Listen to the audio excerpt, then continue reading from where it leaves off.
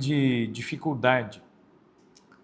E é claro que João Paulo II desperta uma série de críticas, ainda hoje. Muita gente que olha para algumas atitudes do pontificado de João Paulo II, às vezes não conseguem compreender como que foi possível o Papa ter algumas atitudes, e muita gente se escandaliza, e muita gente reverbera algumas atitudes da vida de João Paulo II. Vou citar duas aqui, que são mais famosas, né?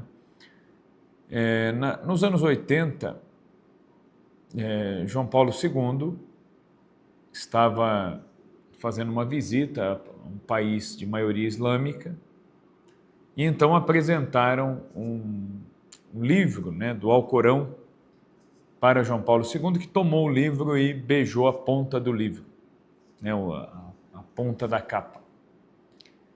Bom, todos nós sabemos que para nós católicos só existe um livro sagrado, é a Sagrada Escritura, é a Palavra de Deus contida no Antigo e Novo Testamento. Agora, o Alcorão, de acordo com a nossa visão, com a nossa doutrina, é incompatível em muitos pontos. Existe alguma concordância em alguma coisa, mas no geral é uma discordância essencial. Então, como explicar, né, que um Papa, sucessor de São Pedro, sumo pontífice da Igreja, né, tenha beijado ali o Alcorão? Aí eu me lembro, uma vez eu estava ainda no seminário, e uma vez eu comentei isso perto de um padre que morou muitos anos em Roma, né, inclusive trabalhou no Vaticano e havia retornado ao Brasil, estava morando no seminário, na comunidade religiosa do seminário onde eu estava. E é interessante, esse padre ele chegou a acompanhar João Paulo II, ele acompanhou Paulo VI, inclusive, em algumas viagens. E aí eu apresentei essa questão, eu falei, puxa vida, né, eu vejo isso, eu não sei nem como explicar isso. Aí esse padre ele me disse duas coisas. Ele falou, olha, primeira coisa, né, coloca na sua cabeça o seguinte, ele falou, você ainda é seminarista. Ele falou, então, portanto, você é leigo. E como leigo, você não tem obrigação. Ele falou, não tem obrigação ainda, porque a sua função, o seu ministério, é uma coisa que você aspira, mas você não alcançou. E, de fato, eu não alcancei mesmo, porque eu saí, eu deixei. Né? E ele falou, então você não tem obrigação, não compete a você explicar tudo, interpretar tudo e julgar as atitudes ainda mais do Papa. Ele falou, porque você foi... Ele até brincou comigo, ele falou, você foi constituído como ovelha. Por enquanto, ele falou, pode ser que um dia Deus te peça outra coisa. Ele falou, mas por enquanto você é ovelha, continua ovelha. Então foi sábio o que esse sacerdote me disse. Ele disse, então tem coisas que não competem, você não precisa ficar preocupado com isso.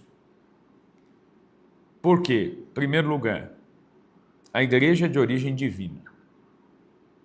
É porque eu acho que ele viu a minha preocupação, que eu falei, nossa, como explicar isso? Né? Por que o Papa fez isso? E eu estava realmente incomodado porque eu tinha lido uma matéria a esse respeito e aquilo me incomodou mesmo. Eu falei, puxa vida, né? Eu até então não tinha conhecimento dessa coisa. Eu falei, como que o Papa pôde beijar, né, um livro sagrado de outra religião? Aí ele me disse, esse sacerdote me tranquilizou dizendo assim, falou, olha, em primeiro lugar, você não é constituído como juiz do Papa, dos bispos, da igreja. Você é ovelha. Ele falou, então, faça aquilo que está ao seu alcance. O que está ao seu alcance? Rezar pelo Santo Padre, para que ele se torne santo, para que ele conduza bem o povo de Deus, para que ele se arrependa dos seus pecados. E aí esse sacerdote ainda me perguntou, ele falou, você reza pelo Papa todo dia? Eu falei, rezo no terço, né, nas jaculatórias do terço lá, eu rezava sempre pelas intenções do Papa. E aí esse padre me disse, é pouco. Ele falou, então faça comunhões, faça sacrifício.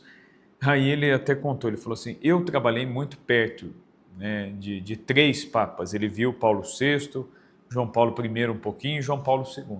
Ele falou assim, eu mesmo, por ter familiaridade, por ver muito o Santo Padre, ele falou, num dado momento eu percebi que eu já não rezava pelo Papa, a não ser na minha missa. Ele falou, não, está errado.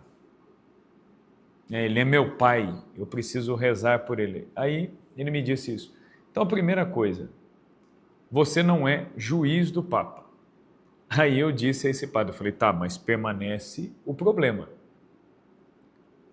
Que objetivamente ele fez uma coisa, isso, né, como entender isso aí? Aí ele partiu para a segunda coisa, ele falou, outra coisa que é importante. Quando você observa essas atitudes, você está olhando de fora. Então, a impressão que vai passar pode mesmo gerar escândalo. Assim como uma atitude de um pai de família, uma atitude de um leigo, de um sacerdote, pode gerar escândalo, se vista de fora sem o devido contexto. Então, às vezes, a ação ela pode não ser exatamente o que parece. E aí esse padre me disse assim, né, como ele trabalhou bastante ali, ele disse assim, olha, João Paulo II, justamente por essa questão midiática, de querer aproximar as pessoas, de querer... O que ele fazia? Em todos os lugares onde ele ia, o pessoal chegava às vezes com um chapéu, com um colar, uma coisa, ele nem perguntava o que era, na intenção de demonstrar uma proximidade com aquela cultura, com aquele povo, ele pegava aquilo e punha na cabeça e punha no pescoço. E nisso, não só a questão do Alcorão, beijar o Alcorão foi problemática. Outras coisas também, porque tem algumas questões de colares, de coisas assim, que são símbolos religiosos de determinadas culturas. E ele simplesmente pegou e pôs aquilo ali. E aí esse sacerdote me confidenciava exatamente isso. Ele falava, olha, eu acompanhei as comitivas, ele disse assim, isso aí eu posso atestar para você. Muitas vezes ele só ia se dar conta do que tinha feito depois. Ele falou, e geralmente o que davam na mão dele em termos de objeto, ele encostava a cabeça, ele beijava, para demonstrar o quê? Para demonstrar uma deferência, um respeito. E nisso, muitas vezes, não só essa atitude isolada do Alcorão, mas outras tantas, podem ter gerado alguma confusão nos católicos. Então não significa uma adesão, uma veneração a um livro sagrado de outra religião, mas simplesmente um gesto de respeito, né, que pode sim causar, para quem vê, uma confusão muito grande. Então aí está um ponto. E aí está também o problema, o desafio do uso da mídia e dos meios de comunicação na igreja. Isso é desafiador, né? Então, se antes a atitude de um papa não reverberava tanto assim, porque imaginem vocês, quando não tinha essa facilidade dos meios de comunicação, dependendo do lugar onde determinados católicos viviam, o Papa era eleito, o Papa morria, o Papa era substituído por outro, e aquelas comunidades ainda estavam rezando pelo Papa anterior, achando que era ele que estava no pontificado. Simplesmente porque não se tinha como saber. Não se tinha como saber. Agora, hoje em dia tudo é filmado, Então, do mesmo modo que aquilo que é muito bom reverbera rápido, aquilo que é confuso, que pode gerar alguma dupla interpretação, também vai correr muito rápido. Bom, esse é um ponto que muitos levantam a respeito da vida de João Paulo II. E um segundo ponto, né, que esse também, quando eu tomei conhecimento, me causou assim uma certa estranheza e uma perturbação, né, que foi o encontro de Assis, quando o Papa convocou ali líderes de várias denominações religiosas em 1986, e na Basílica de Santa Maria dos Anjos, a Porciúncula reuniu essas lideranças, e essas lideranças tiveram espaço para suas reuniões. E aí eu li uma notícia, né, que era uma notícia não da época, mas um pouco depois, que dava conta de que em alguns espaços do convento franciscano, anexo à Basílica de Assis,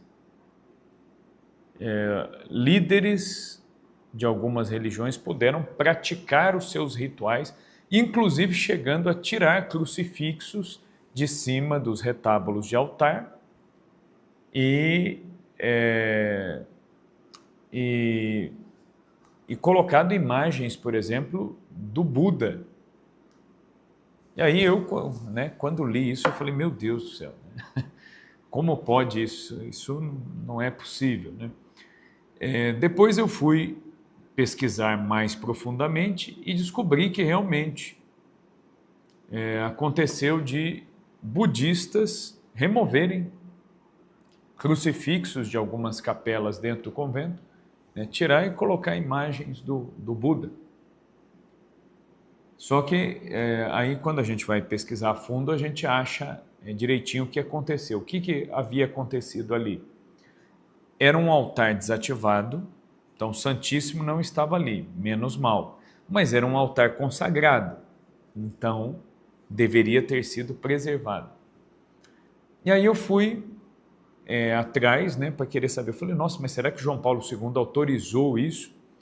E depois eu li várias reportagens ali, algumas atacando, outras defendendo, tal.